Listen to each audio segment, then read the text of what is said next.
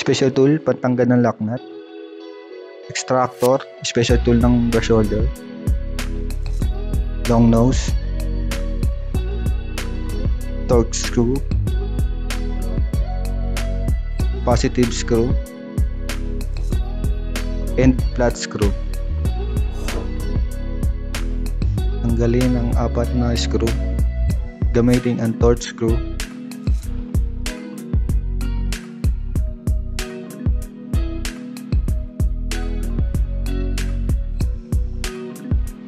At pagkatanggal ng motor housing end cap, tanggalin ang switch gate, tanggalin din ang clip para sa supply cord.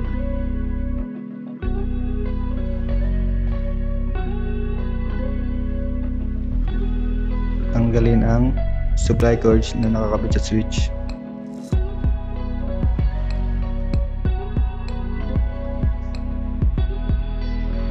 Gumamit ng extractor para sa spring ng brush holder.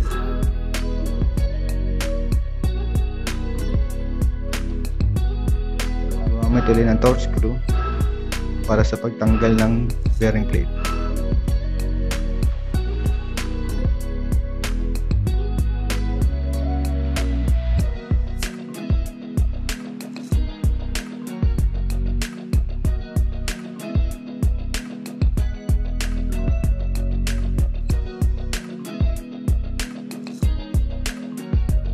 Gumamit ng flat screw para sa pagtanggal ng bearing plate. At gumamit ulit ng torque screw para sa pagtanggal ng motor housing.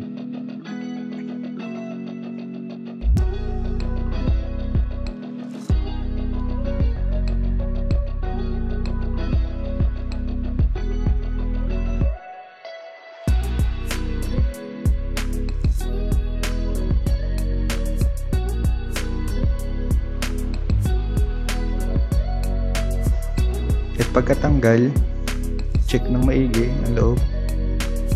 Tanggalin ang rotor.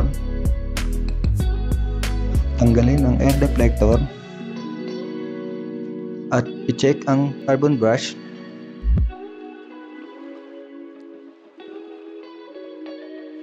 Ang tamang pagtanggal ng carbon brush, gumamit ng long nose.